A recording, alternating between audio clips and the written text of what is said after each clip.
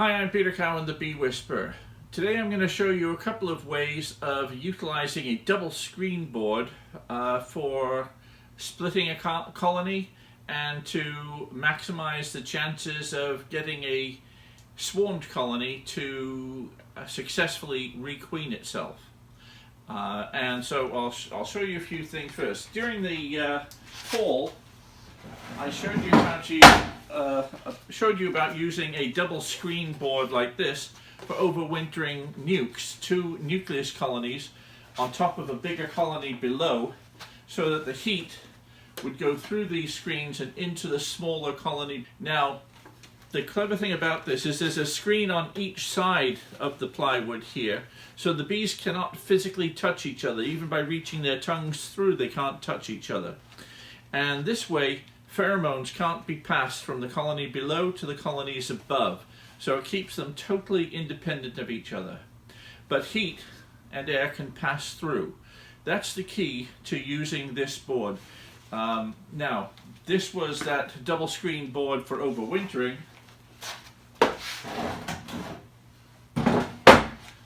What this video is going to be about is a double screen board for splitting a colony in two or raising extra queens. This is called a snelgrove board, but we're going to refer to it as a double screen board. And basically, again, screen on both sides of the plywood so the bees cannot physically touch each other, and one of these edges has an entrance at one end of the hive. Other snelgrove boards could have various entrances on various sides, but this is just a simplified version of it. So let's see what we would do with it. First of all, let's look at what we would do if we need to split a colony like this. Let's say it's in Maine here, it's towards the end of May, we've got both brood chambers pretty full of brood, maybe 4 to 6 frames of brood down below and 4 to 5 frames of brood up above. This colony is super strong, and if we leave it, we could put a honey super on by now, certainly, but we want to split this colony or prevent it from swarming by splitting it. So let's go ahead, and how would we do that? The biggest issue for most people when it comes to splitting a hive is, I can't find the queen, I've got a lot of bees to go through. How do I go about doing that? Well, here's a very simple way to go about it. With this way, you don't even need to find the queen. Take the covers off. We're going to put it down below.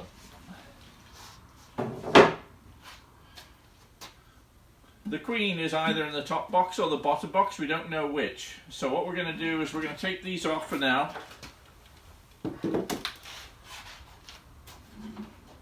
Putting them in a separate area, and we're going to use another box here. Now, we want to make sure first of all that we've got an appropriate amount of brood in the, what we'll call still the original colony. They're going in and out of that end here. So we'll take our original bottom box, we'll go through the frames, and we'll check to see that the queen is there. And our objective is to have a bit of honey and pollen on each side, which will usually be in the outside frames.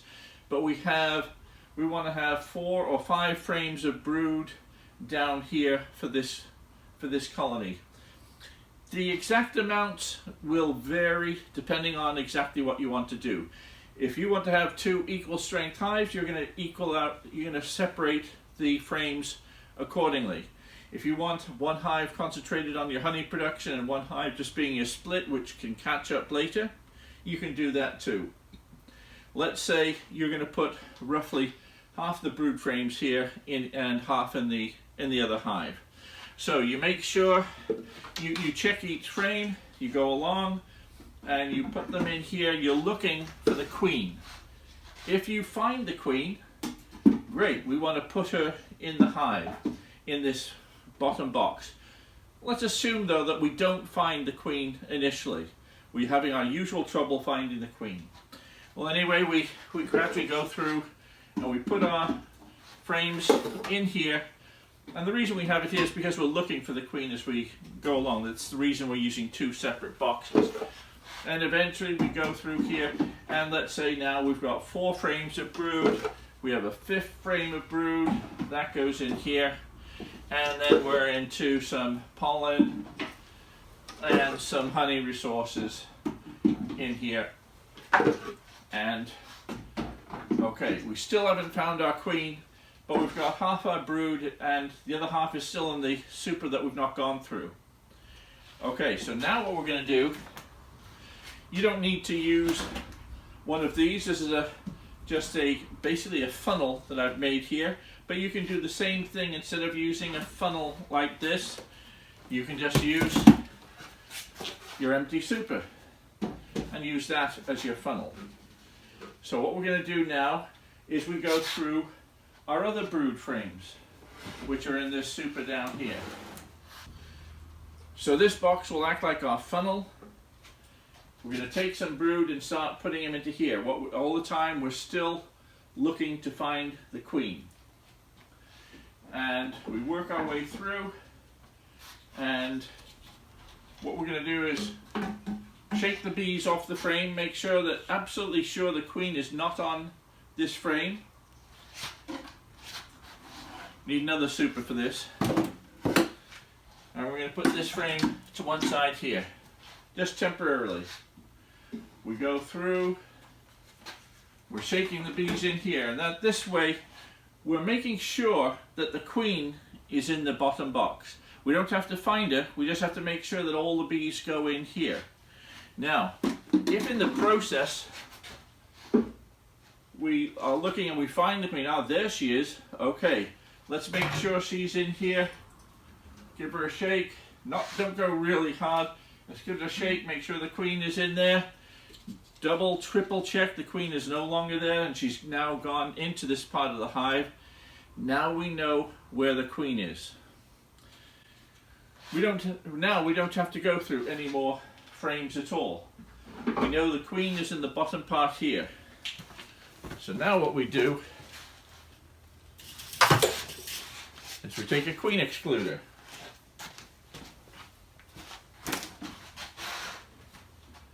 We take this box, make sure the queen isn't, or bees aren't on here, or the queen isn't there. So that comes off. We know the queen is down below here. We happen to find her this time, but if we shook every bee into here, that's the other way of making sure the queen is there. We don't have to find the queen. If we shake all these frames into here, we know the queen is in there. And now we keep her there with a queen excluder.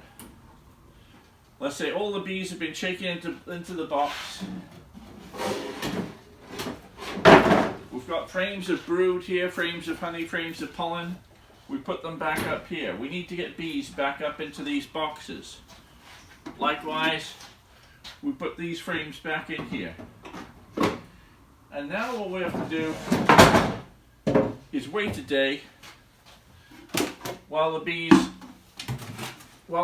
equal out. We know the queen excluder is going to keep the queen below, and we're going to just give time for the nurse bees to come back up into this hive, part of the hive, and get the bees equalized throughout. So we come back the next day. We come back the next day, we know the queen is down here, and we've got brood up here. So all we have to do, take our covers off. This part is very simple. We take our super full of brood off.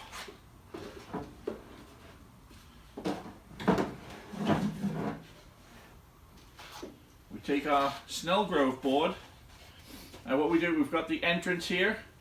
We're going to put it to the opposite side of the hive to where the normal entrance is. We can take the queen excluder off at this point. We know the queen is still there. Snelgrove board goes on. Bees go back on top, and we can close it up. Now, we can just close it up right there and then and put in a queen cell or a queen. So So we've added the bees back on here. We know the queen is down below, no queen up above. Now is the time that we can give them a new queen. So we can make sure the cork is away from the candy end of the cage, and that goes inside the frames there. And so now we've got a new queen up here. We can close up the hive.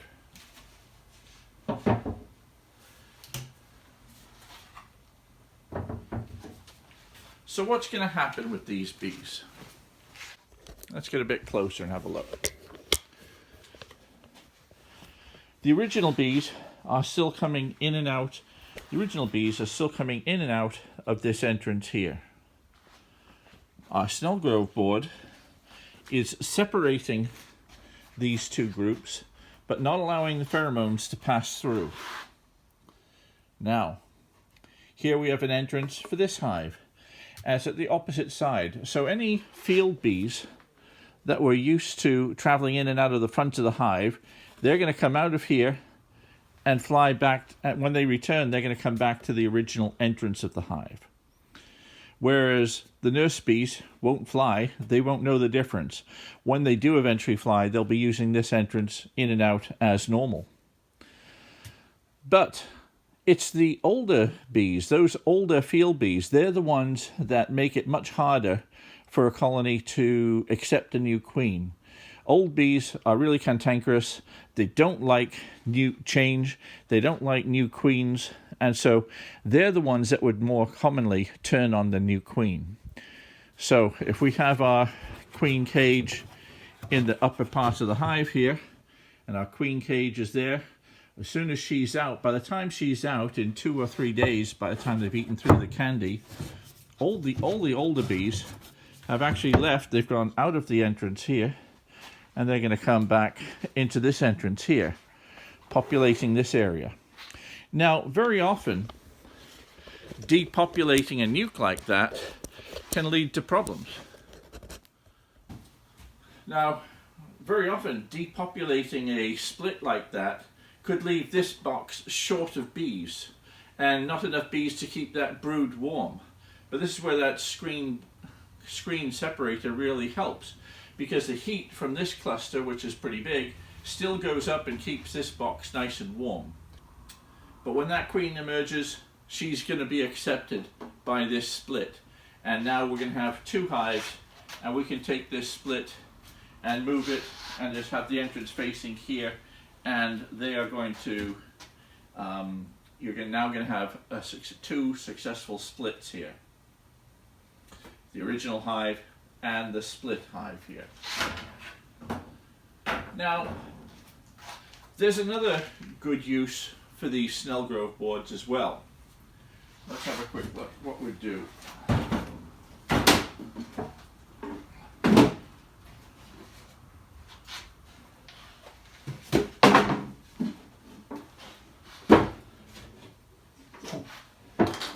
Let's take a different scenario. Let's take a different scenario. You've come across this big hive and it's already swarmed. You're kicking yourself because this morning you saw the swarm up in the tree and it flew away before you could catch it. So you're stuck. You didn't manage to get a split. What's going to happen to this hive? Well, you usually have swarm cells in this box and swarm cells in that box. Usually the most of them are at the bottom of these brood this brood chamber. And what's going to happen is the queen will emerge. She will fight it out with the other queens in there, and 5 days later she goes out to mate. And it's about a 75 or 80% chance that she will successfully come back and repopulate, be the new queen of this hive. The other 25% of times she gets eaten by a dragonfly or a bird, or doesn't successfully mate for some reason, at any rate doesn't come back. So you've got a 25% chance of losing that colony once it's swarmed, because your queen is gone. So what you can do to increase your probability of having success now is you can split this hive, just lift the super up. You've got queen cells in both hives. put your snelgrove board on, or your double screen board on, and put it back on. Now what's going to happen? Now what's going to happen is a queen will emerge from here and go out to mate with a 75% chance of coming back, and a queen will emerge from here, go out and mate with a 75% chance of coming back. And that means that you've got two 75% chances. So what this means is that you've got a 3/4 chance that this is going to have a queen and a 3/4 chance of this having a queen. If one of them, if the queen doesn't return and you end up with only one with a queen, well, you just take that snelgrove board out,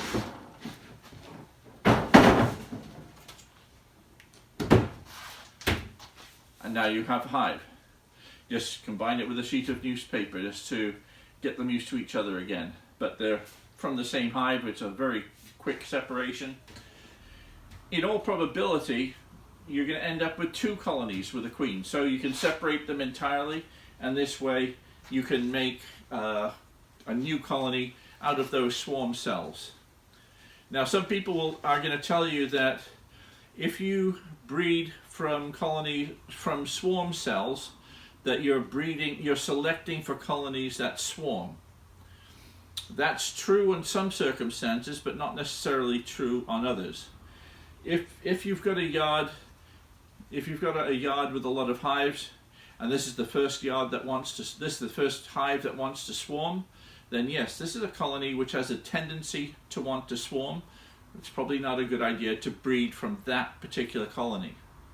But if you go into your yard and you've got 5 or 6 out of 10 wanting to swarm, well, that means that they're all doing the same thing. It's probably they're all getting too filled with honey. You've been a bit slow getting there. Now what you've got is queen cells, which is what the colonies have to do to compensate for being overcrowded. And swarm cells are actually usually the best queens that you can generate, because they really plan those swarm cells and they really charge them up with royal jelly very well. So you end up with very good queens. So while some people will tell you that you're selecting for swarming bees, that's true under some circumstances, but not true if you do it, if you're planning when to do that.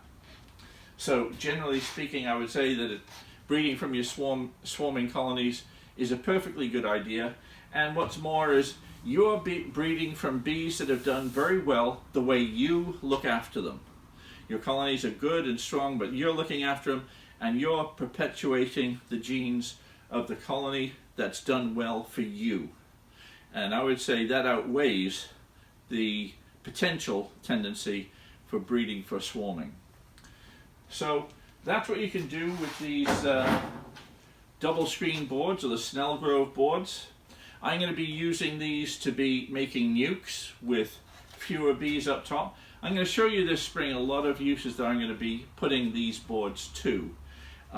There's a lot of videos out there about using snelgrove board or double screen boards, and you'll see that there is a great deal of potential for manipulating your colonies in order to get the most out of them using these boards. So for example, if I have a colony that I really liked but it's swarmed, and I've got 6 frames with queen cells on, well, I could, if I've got 6 of these boards and 5 other colonies, I can go along and put this on top of 5 other colonies and put a frame with a queen cell in each one, and I'm going to end up with 75% of those 6 colonies. So I'll end up with 4 or 5 new colonies that way. So it is a great way of, a great tool to use when you're wanting to increase your apiary. You're wanting to split hives, or you're wanting to make colonies out of queen cells. I hope you found that useful. It may have been a little bit confusing what I'm describing here, but I'll be going over splitting colonies many times this spring, and I'll be showing it to you with bees. But this will just plant the seed in your heads so that you'll be knowing what you're watching or what to watch for later in the spring. I'll probably be doing a lot of that in the month of May, and probably just as much in the month of June here in Maine. I hope you found that useful, If you did, please press that subscribe button. I'm just about to hit my 1,000th subscriber on YouTube, so thank you all very much. I cannot believe how complimentary you are about all my videos. I've only been doing this for 90 days now, but I really feel some terrific warm feedback from sending these videos out. So thank you very much for that feedback. I really appreciate it. I'm Peter Cowan, the Bee Whisperer. See you next time.